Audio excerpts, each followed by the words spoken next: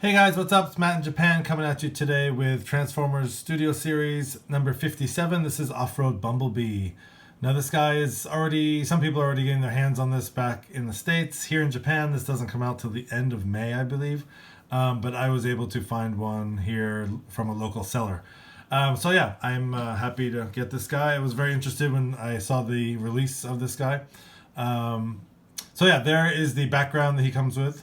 You see Shatter there in the background in the airplane mode. And this is where he takes the form, where he scans the Jeep, and his first form is the Jeep mode in the Bumblebee movie. So let's get a close-up look at the vehicle mode.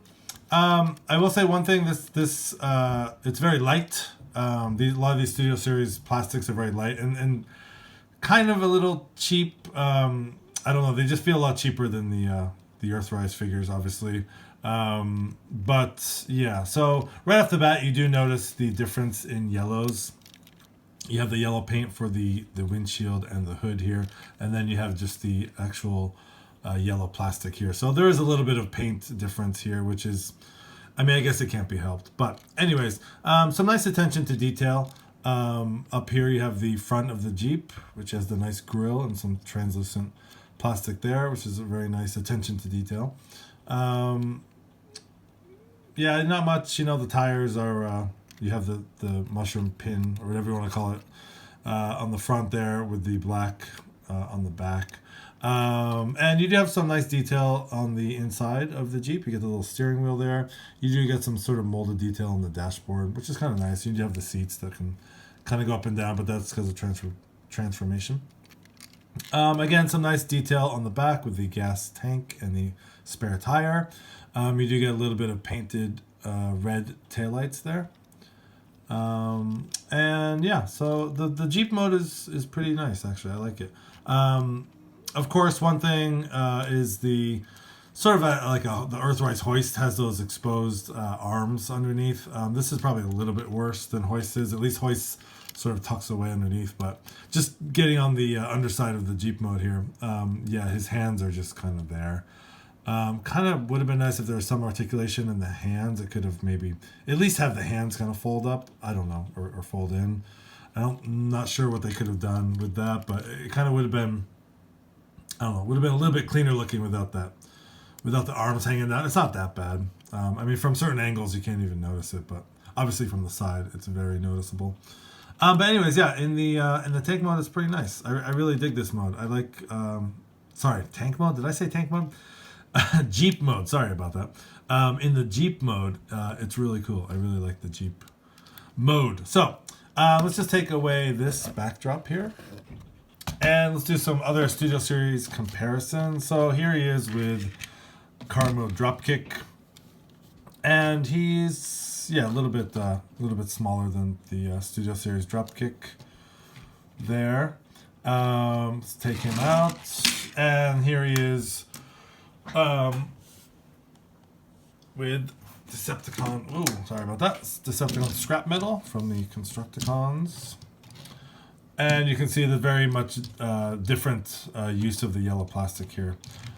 This guy's pretty small, actually. He's pretty tiny in vehicle mode, so these guys sort of tower over him. And pull that guy out. And here's just a one-step changer in the Volkswagen mode for just a quick comparison there. So yeah, not too bad. Actually, the transformation is pretty fun for this guy. It's pretty easy. It's pretty intuitive. So yeah, let's get him into robot mode and see what he looks like. Okay, so here we have Studio Series 57 Off-Road Bumblebee in its robot mode. And yeah, very good looking robot mode. I much prefer this robot mode over the Bumblebee, the Beetle, the Volkswagen Beetle mode, robot mode. I don't know, aesthetically for me, this just does it better. I like the way his legs look better. They're a little bit more filled in, and just like the silhouette and everything. Not as much stuff hanging off the back and things like that. Pretty clean as far as the transformation and the overall look in robot mode. So There he is with the backdrop again. So let's just get in close and take a look at some of the detail. Pretty much run-of-the-mill movie Bumblebee head sculpt. You get the nice painted blue eyes. You get the Autobot symbol on the head there. Some nice molded detail. Going down, I mean, this is really cool how they did like the fake Jeep front here. It's actually not the same grille that's used in the vehicle mode, so that actually just tucks away behind here. So that's kind of nice that they replicated that. Going down, you get some not a whole lot of paint, a lot of yellow plastic, some translucent plastic there that we saw on the headlights. You get a little bit of that gunmetal gray plastic. You get some nice detail in there on the shins and on the feet. And going around, even the parts that were inside of the Jeep on the outside here do get a little bit of molded detail. And one thing you can do is, pretty. So what I was saying is like a pretty clean robot mode there. Not a lot of stuff like the Bumblebee. The Bumblebee, the Volkswagen Beetle robot mode was a lot of kind of junk hanging off, and it looked very bulky and stuff like that. But one thing you can do with the steering wheel is you can leave it like that, or you can kind of flip it behind there. I kind of like to put it behind there just to kind of hide it. This piece does tend to come out. It's supposed to peg in the back there, but it does tend to come out if you're messing with that steering wheel. Not much on the back. You can see how the tires fold up behind the legs there. But yeah, overall, a really cool looking robot mode. And he does come with an accessory, which is his gun. And one thing I failed to mention, let me just take this up. One thing I did fail to mention in the vehicle mode is in the vehicle mode, this does store underneath. Come on, camera, focus. It does store underneath the vehicle mode. And it goes on these little, if you see these little hooks here, there are two little grooves underneath in the vehicle mode. But God, is it really hard. I spent probably about 10 minutes trying to get this in beforehand, and it was a real pain in the butt. So either store it separately, but if you can get it underneath the vehicle mode, it does store, but it's not fun. It's not easy. I wish they'd come up with a little bit easier way, especially since there is a peg there. But the one cool thing about this weapon is that it does plug right in there. And it does kind of cover his hand, so it's nice. So it kind of looks like an extension of his arm. So I really appreciate that attention to detail. So taking that off, let's take a look at the articulation. The head is kind of funky. He does have a lot of posability. You get side to side, you can go all the way around.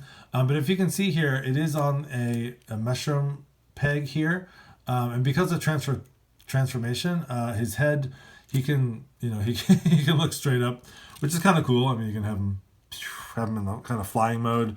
So yeah, it's a lot of, and there is a ball joint there. Sorry, that's a ball joint, not a mushroom joint.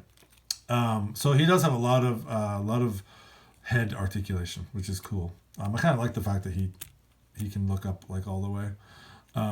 I did have him in a pose last night, looking at Shatter up there with his gun pointing towards him. Anyway, so and there is a little bit of restriction because of these wheels back here with the arm. So even though they are fully posable, it's a little bit hindered by the back wheels here. So you can put his arms out, and you can't really do. You can kind of do a full 360, but you do have to bring him back. There's no bicep. Sorry, there is a elbow swivel, and the elbow goes about 90 degrees, maybe a little bit more.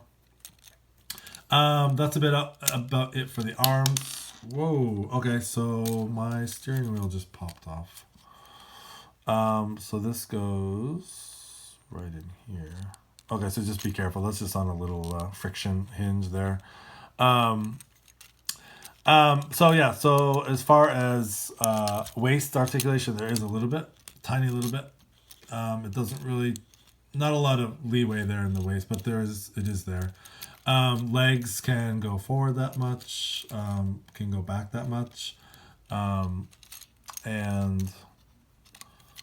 I think that piece was supposed to be put up there.